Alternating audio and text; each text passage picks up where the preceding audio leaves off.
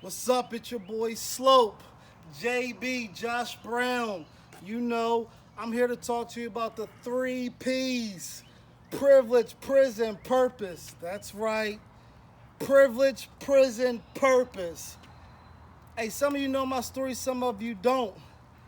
Hey, man, I listen. I was an athlete, a lot of privilege, could do really anything I wanted to around here, anything I wanted to in school because I was successful. Because I won a lot of games, I brought a lot of trophies, and I filled a lot of stands.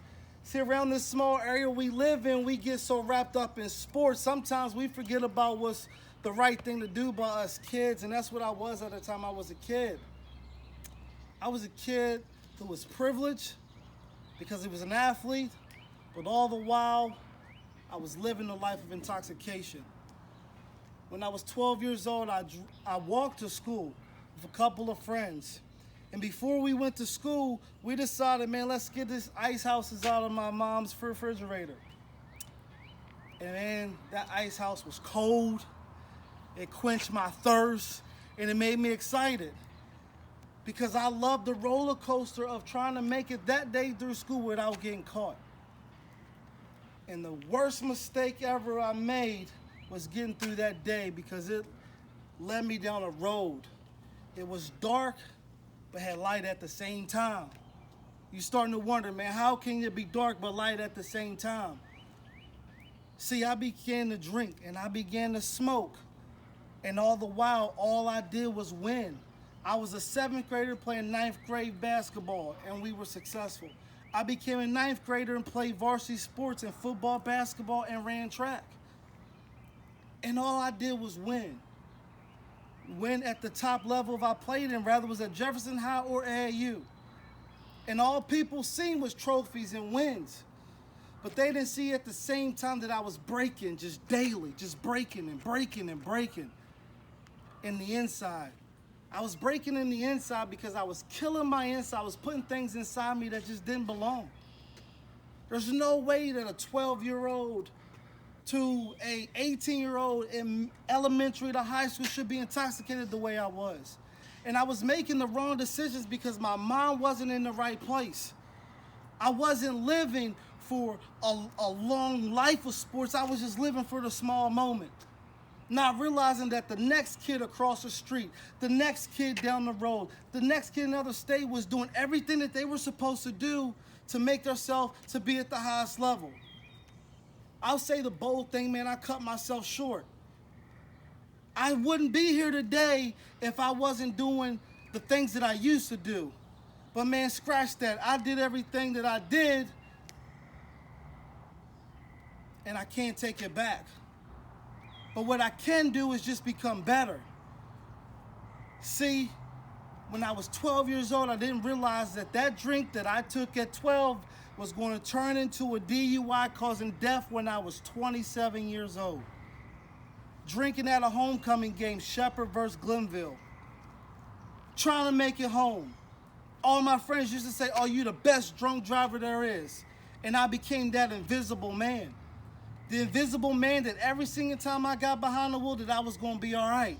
Nah, not this time. And what that time cost me was time with my son, Joshua Brown Jr., 3 years old, lost his father for 3 years. He can't get that time back. The same people that I used to run around with, party, drink, smoke, party, drink, they was my best friends. They was my dogs. They was my homies. But when I went to prison, you think I heard from them? Once again, nah. All I had was my family. All I had was the mother of my child to answer the phone for my son. Press 5 to accept a call. My visitation list was long, 30-some people. But the same people I was drinking with was the same people that forgot about me. It all comes to, man, who do you hang with? Because you are who you hang with, and it sounds so cliche, and people say it all the time. Oh, I didn't want to hear that. I'm different. No. You are who you hang with because what they do, eventually you're going to do it. You go to a barbershop long enough, you're going to get your hair cut. It's the truth.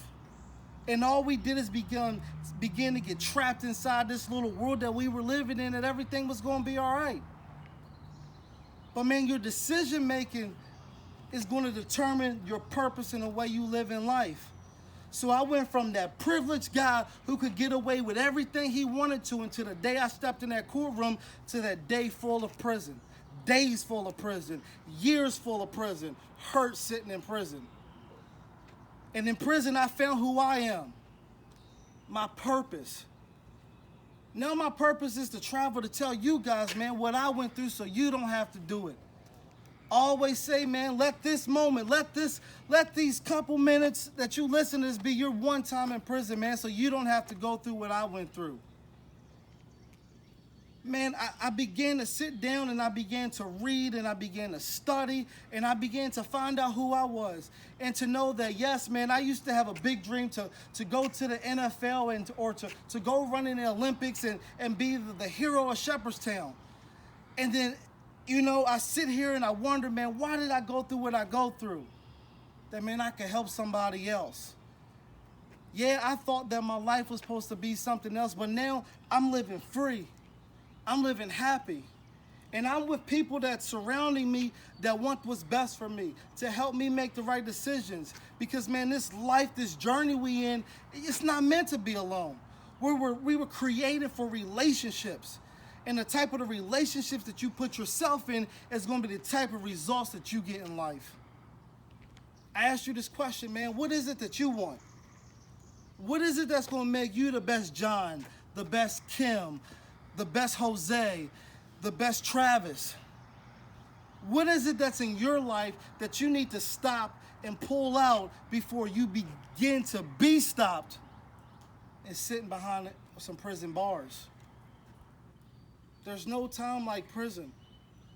There's no time being told what to do, how to do it, when to get up, when you can make a phone call, when your family can come see you. Man, none of it's worth it, man. Let go of the drugs. Let go of the alcohol. Let go of the bad decisions, the bullying, whatever it is that you do that's just not creating positive results in life, man, it's not worth it. Life could be full of light, man, and it don't have to be in a dark path. Living your purpose, living your reason, find your purpose. If it takes cutting off people in your life to find out who you are, that's okay. Because there's one thing in life I can promise you, one thing for sure. Listen, take this note. You never have to apologize for doing what's right. Boom. Never. I've done millions of things in my life. And the things that I do right, I never had to apologize for them. But I was able to smile. I was able to wake up with a free mind and know, man, I did what was right. But every single thing that I've done that I've had to apologize began to bring hurt, began to bring stress and depression and struggle. We're not made to struggle, and you're not made to struggle. You're made to be great, and you have the ability to be great, but it is inside of you. And it starts with your mind, your decision making. Man, write it down what you want to do in life. Make goals. Create habits that will help you accomplish your goals. I didn't do none of that back then. I was too busy being privileged because I was winning, but all the time I was losing in life. I'm telling you, life is more important than just a basketball, and I didn't realize it back then. So that privilege took me to that prison, but now I'm living in my purpose. And my purpose here today is to help you. Let JB help you. Do what is right. Every day's an opportunity to get better, and never apologize for doing what's right. Surround yourself with people that's going to help you grow. I love you guys. God bless.